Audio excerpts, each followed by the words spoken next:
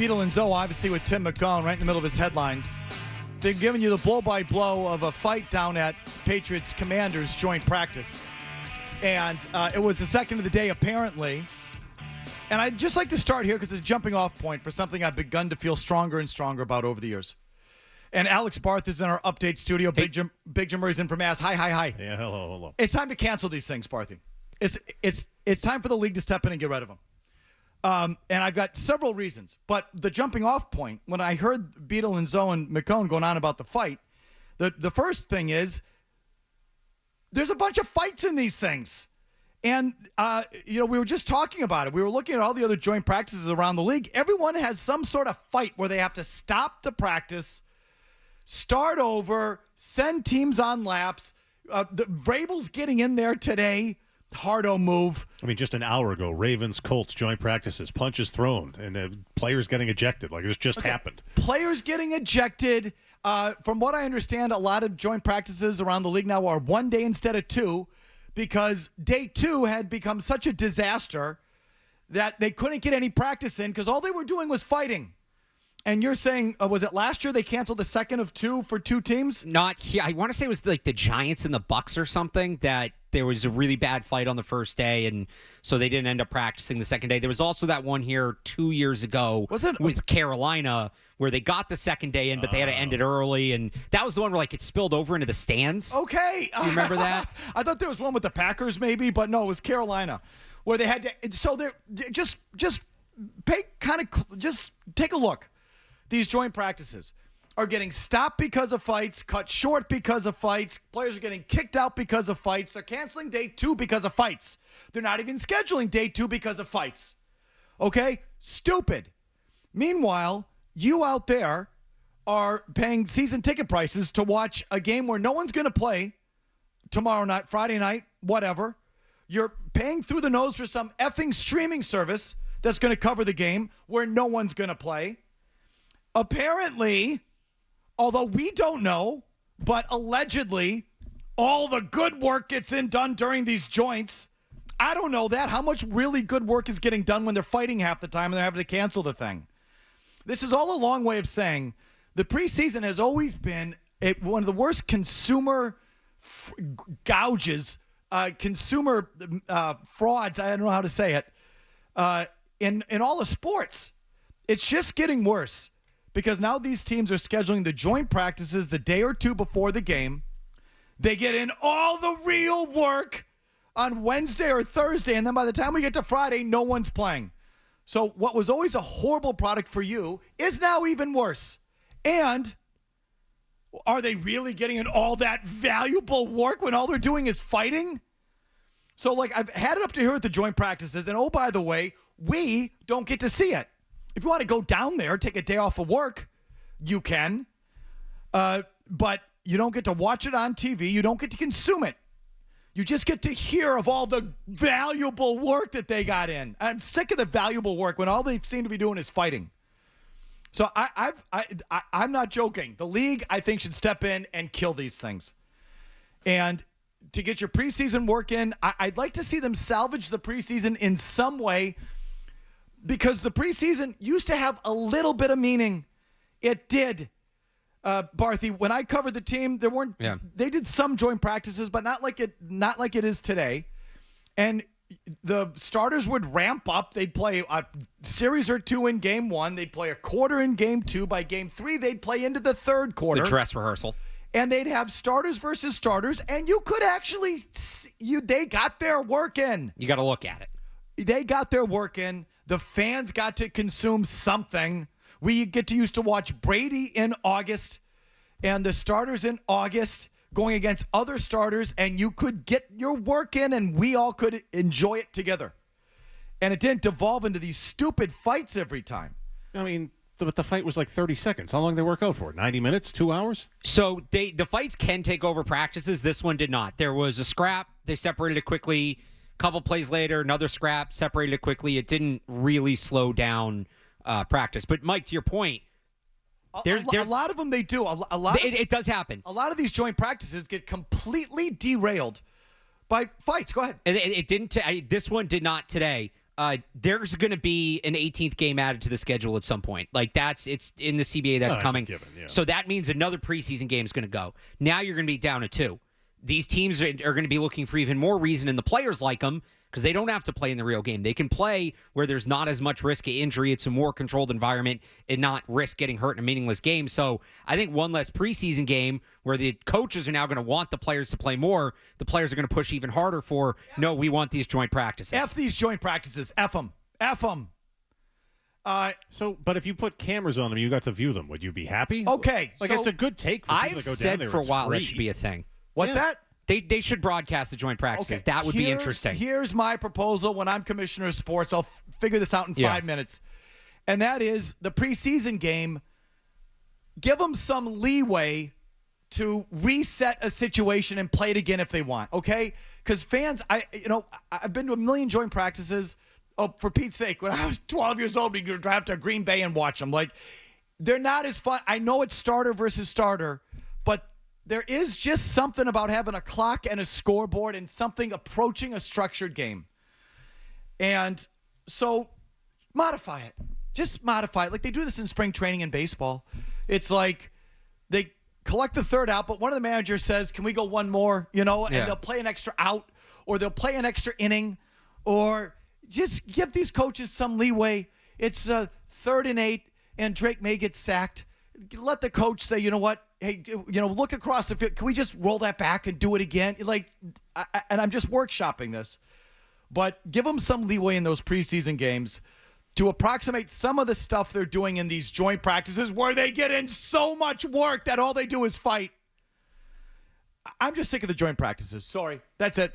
That's my opening take. I can tell. I mean, I think if they put it on camera and they put it on YouTube and they just, painted or put ads all over the thing, like you might enjoy it more. No, because you know what you see? It's a good take for people that get to go. It's free. It's a big, crowded field with guys all over the place and the offense over here and the defense over here, and you're not exactly sure who's on the field or what's the down and distance, and is there a score? Like, it's a big jumble. It's a big cluster F. That's what we got Barth for, and everyone else covering the team. F them. F these joint practices. They should get rid of them. It was packed down there today. It was overflow on the ramps, Great. all that. People saw it. Right. 8,000 people. The rest of us, the other 2 million of us, what? What do we get to see? So we got Barth for and Bedard and everyone else covering the team. Right. We get to see Harry Buttafuoco, play on Friday night in the real uniform. It just makes the preseason even more of a joke. And I do question all the good work they're getting in if all they're doing is fighting. I'll stop now. How'd they look, Barthy? They look good. Good. They look good. Bounce back day. They should look good. Go ahead. Yeah, this was I said it when I was on with you the other day. I know you guys have been playing that drop about they look suckier as things get real. Yeah. This was as real as it got, and I kind of went in thinking, all right. It's not as real as it got, but go ahead. Today was as real as it's been in camp. And they look good. I mostly watched the offense. Matt Dolph was watching the defense because I figured we'd do mostly offense today. No, you get the important stuff, as it should be. Go ahead. May was in command. May was in control. He had the interception late, but before that, he was in a rhythm. Talk to people as if they don't know about the interception. They don't know anything. Just explain. Tell me what happened. So early on, he was in a rhythm. He was in control. I thought he did a good job of pushing the ball down the field. He was not eager for the checkdowns without making dumb decisions. He was making the right decisions, but he was testing the secondary. The ball didn't hit the ground. I thought his pocket movement was good. The offensive line wasn't great today, and he worked around that. He also had some drops that he worked around. Late in practice, he tried to test one of those windows. Bobby Wagner made a really good play to get in the window, got his hand on the ball, tipped it up, and a safety came down with it. So that was really the one knock. But before that, the offense, was clearly ahead of the Washington defense. And the Washington defense had the majority of its starters. Their offense was missing a couple guys. Their top corners out there, Lattimore, guys like that. Yeah. So he got Lattimore twice for touchdowns. I think Lattimore was also in one of the fights, but he got Lattimore twice for fights. The pass rush wasn't doing much for Washington. They were the better unit. They were, you could tell from start to finish. Again, there was the interception late, but even with that, the Patriots offense was the better unit of the two on the field. But you did say the offensive line had struggles. May was able to play within that. Yeah. Where did the offensive line's struggles start? Was it on the left side of it? It was on the right side. It was on the right side. And they didn't have Morgan Moses today, so he didn't practice, which I'm not saying it's a concern in and of itself, right? But this is something I've been talking about with you guys and I've been hammering. regardless of what you think of Campbell and whether or not he's going to work, even if he's good and he gets hurt, like you need depth in the NFL, their backup tackle, or they had a rough day. Marcus Bryant, Demontre Jacobs split the reps for Morgan Moses at right tackle. They both got beat a handful of times. Again, they weren't all sacks. May was moving in the pocket or getting the ball out quickly, but it felt like he had to reset quite a bit or maybe throw the ball a little sooner than he wanted to. Yeah, most of it was coming on that right side. Campbell, there was one play where he got beat and recovered, but May sort of stepped into the recovery. So you want to call that a sack on him. You want to call it May moving into the wrong spot, whatever. Could he not Besides reach the that, guy? it was all on the right side. The guy that beat him, could he not reach him? What? I'm trying to remember what the move was that beat. I think it was just like a power, just like bull rush. Why are you doing that thing right out of the chute there, Jim? I mean, I'm in Mazz's chair. I'm trying to film. I mean, I thought that's what we were going to open with, so I'm not surprised. Okay. Well, so this is my second itch to scratch. So the offense looked good. The offense looked good. Yeah, the offense. This is probably the best they've looked all summer. The best they've looked all summer. All of this, like I'm already getting this. My Robbie Buckets, our producer at Night's like, oh, you're gonna have to be positive, Felger. They look good, and I can already feel it. Oh, how do you like them now? I guess they don't suck. Here's my answer to that. What have I been saying for months, years? They shouldn't suck. They shouldn't suck. There's no excuse for them to suck. Good. They don't suck. Exactly. How could you possibly expect them to suck or be okay with them sucking? They've been, for 2 straight years, they've been picking at the top of the draft. They're sitting on a pile of money. They have a good quarterback, right? They just hired the right coach, right? So on what planet is it okay for them to suck? They shouldn't suck. They should be representative. They should be respectable. They should look like they belong on the same field as a team like the Commanders, who gets a ton of yank for going to the NFC title game, and they deserve it. But I still don't consider Washington an elite team. Do you? No, not yet. No, I don't. That's a playoff caliber team. They're a playoff caliber team, which is that's a pretty big window there. But I don't put them with like the Buffaloes and Kansas Cities and Philadelphia. No. If they were an AFC team, they'd be the 4th or 5th team in the conference. Yeah. So people were comparing it today. I mean, you can't help but look back to the Philly practice last year, which was a disaster. Okay, so you're better. Good. You should be better. And I'm sorry, I'm not yelling at you, Barth. Maybe I am. It's fine. Maybe I am. Shouldn't they be better than what they were last year against Philadelphia in these joint practices? Yes, but it was a wide gap. Like they should be. How could you? The people who say, well, how do you expect them to be better? How do I expect them to be better? Their quarterback's good, right? That's what people tell me. They've been picking at the top of the draft for 2 years, correct? Yeah. Yes. They have a pile of money to spend, and they just hired a competent, established NFL coach. How do I not expect them to be respectable? I fully expect them to be respectable. So they showed respectability today. Good. That's right where they should be. I don't want to hear like, how do I like them now? This is what I expect from them. No?